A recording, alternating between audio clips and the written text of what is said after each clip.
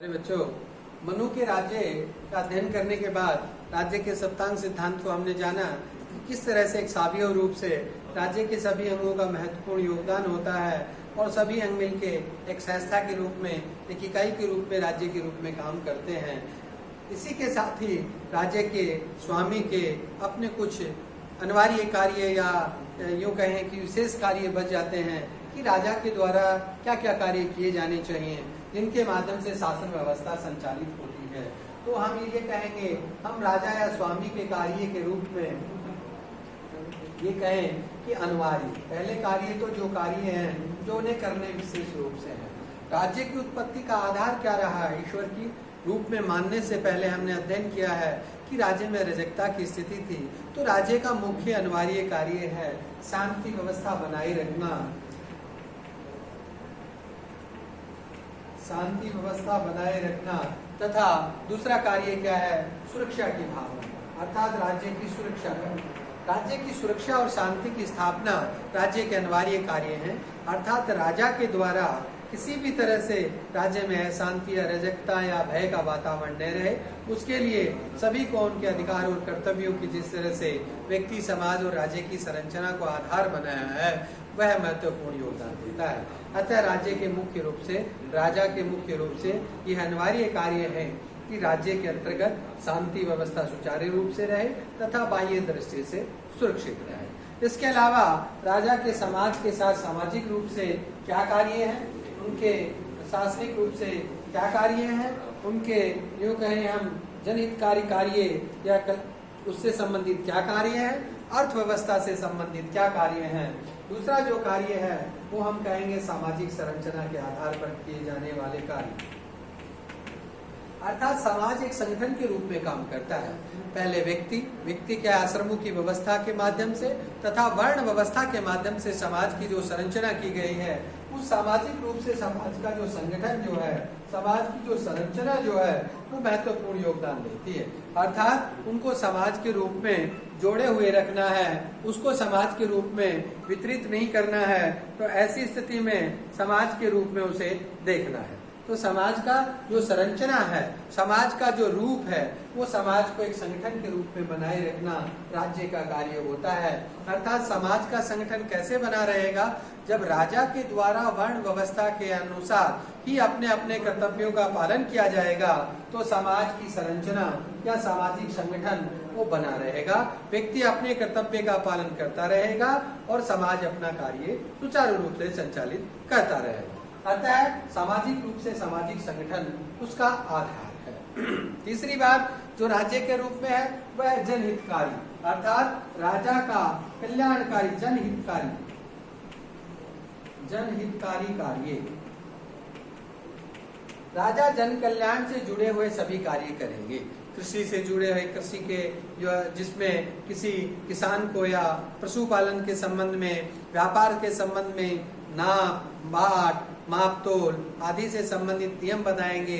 बाजार को नियंत्रण करने हेतु शुद्धता का पालन किया जाएगा ताकि व्यापार में किसी तरह का अवरोध उत्पन्न नहीं हो।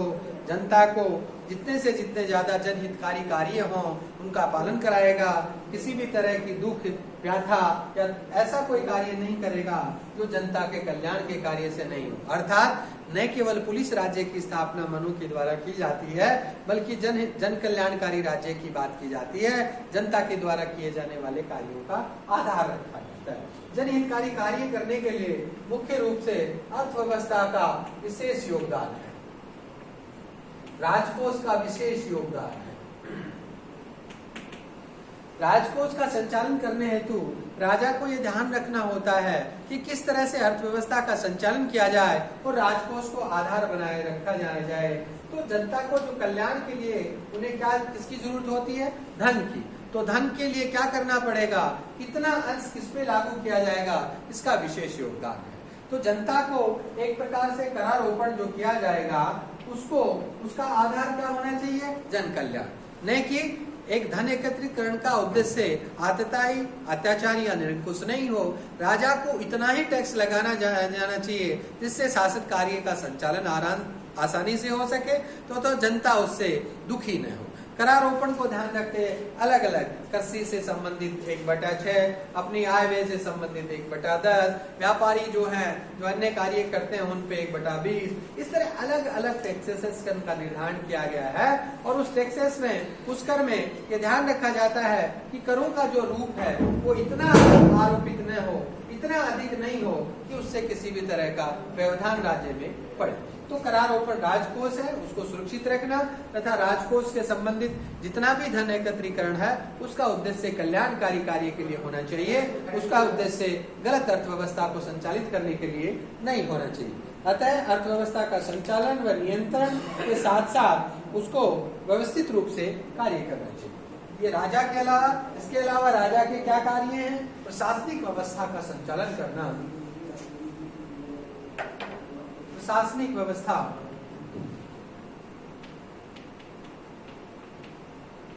प्रशासनिक व्यवस्था का संचालन अर्थात राज्य को इस तरह से विभाजित करना कि समाज, गांव और गांवों में भी ग्रामीण और 100 गांवों पे दूसरे अधिकारी, 1, 10, 100, 1000 इस तरह गांवों का अलग अलग उनके ऊपर चयनित होने वाले अधिकारी और फिर ऊपर सबसे ऊपर राज्य का राजा इस कार्य को संचालित करेगा। इसको मंत्री या अमात्य या यूं कहे सचिव उनके माध्यम से कार्य किया जाएगा। इसमें ध्यान देने योग्य बात है कि मंत्री योग्य हो, कुशल हो, शिक्षित हो, अनुभवी हो, सत्यनिष्ठ पे कार्य करने वाले हो, राज्य के कल्याणकारी भावना वाले हो, अर्थात इसके साथ ही उनको गोपनीयता की शपथ दिलाई जाएगी, अर्थात राज्य से संबंधित किसी भी प्रकार के अंश हैं उनको दुरुपयोग नहीं किया जाए। मंत्रणा के संबंध में मनु महोदय कहते हैं कि राजा को मंत्रणा करते वक्त ध्यान रखना चाहिए कि एक ऐसा स्थान होना चाहिए जहां अन्य कोई व्यक्ति न हो, अन्य किसी भी तरह का व्यवधान उत्पन्न नहीं हो, या तो पर्वत का शिखर या कहें कि राजा के राज्य के छत के ऊपर, या तीसरा जो है कि खुले स्थान पे जहाँ पे कोई वन या इस तरह का कोई कार्य नहीं हो, अर्थात इस तरह की एकदम यूं कहें कि जहाँ पे कोई भी नहीं हो, ऐसी एकांत स्थान का चयन करना चाहिए। क्यों? क्योंकि इसके बिना मंत्रणा, यदि राज्य की जो गुप्त योजनाएं हैं उनका यदि किसी को अन्य जगह प्रचार किया जाता है तो ऐसी स्थिति में राज्य की नीति, नियम और कानून वो दूसरे राज्यों में चला जाएगा और उससे राज्य का अहित होगा, राज्य को सुरक्षा नहीं रहेगी। तो राज्य की प्रशासनिक व्यवस्था को ध्यान देते हुए जो सचिव, जो मंत्री, जो अमात्य का रूप का कार्य करता है उसका उद्देश्य मंत्रणा को गुप्त रखना होना चाहिए। यदि राज्य की किसी भी नीति, नियम या किसी भी मंत्रणा का दुरुपयोग किया जाता है तो ऐसी स्थिति में हम राज्य को कमजोर या रुग्ण स्थिति में पैदा कर देते हैं। अगला जो है इसका कार्य है न्याय या दंड की व्यवस्था। एक राजा होता है वो ईश्वर का रूप है और ईश्वर के रूप में राजा कभी गलती नहीं करता, ऐसा मनु ने काल्पनिक व्यवस्था के रूप में जाना है। न्याय की व्यवस्था होनी चाहिए। अच्छा, न्याय की व्यवस्था क्यों आवश्यक है? क्योंकि जिस समाज की संरचना का आधारभूत ढांचा ही न्याय के लिए प्रस्तावित किया गया है, अर्थात यदि न्याय नहीं होगी तो राज्य की संरचना ही किस काम की? क्योंकि जिस व्यवस्था में, जिस आतताई व्यवस्था, जिस अराजकता की व्यवस्था में समाज का निर्माण था वह सही रूप से परिलक्षित नहीं होगा। तो राजा को एक न्यायिक, एक दंड पालक, एक दंड द्वारक के रूप में कार्य करना चाहिए। दंड का रूप अलग अलग बताया है। मनु महोदय के अनुसार दंड की मात्रा या दंड की सीमा का अलग अलग रूप होगा। जिस तरह का अपराध होगा, अपराध के अनुसार ही वाक दंड है, दिग दंड है, अर्थात उसको दिए जाने वाले दंड का रूप दंड किए गए अपराध के अनुसार होगा।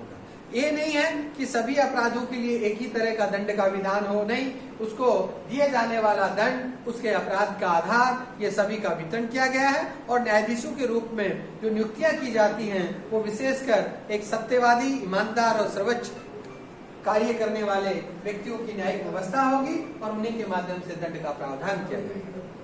इस सारी की सारी व्यवस्था के अलावा राजा के द्वारा किए जाने वाले वो सभी अनिवार्य तथा ऐच्छिक कार्य जो उनकी दिनचर्या के रूप में संचालित किए जाएंगे, उनके साथ ही राजा के ऊपर भी बाउंडेशन होंगे, बंधन होंगे। वो धार्मिकता की होंगी, नैतिकता की होंगी, सदाचार की होंगी। तो इस तरह से एक राजनीतिक व्यवस्था के अंतर्गत होने वाले कार्यों को संचालित करने के लिए राजा निरंकुश नहीं हो पाएगा, स्वेच्छाचारी नहीं हो पाएगा, आतताई नहीं हो पाएगा। इसलिए राज्य के कल्याणकारी राज्य की बात करता है। मनु के द्वारा जन कल्याणकारी राज्य की स्थापना की जाती है। इसका आधार उसके ऊपर होने वाला बंधन नैतिकता और धार्मिकता का रहेगा, यही इसका मुख्य आधार है। अगली कक्षा में हम मनु के जो मूल्यांकन है, उसकी जो देन है, उसके बारे में हम अध्ययन करेंगे तथा वर्तमान समय में होने वाले परंपरागत विरोध और उनके क्या क्या ऐसी कमियां रही कि मनु की मनुस्मृतियों को विरोध किया जाता है या आलोचना की जाती है, इनका अध्ययन करेंगे। Thank you.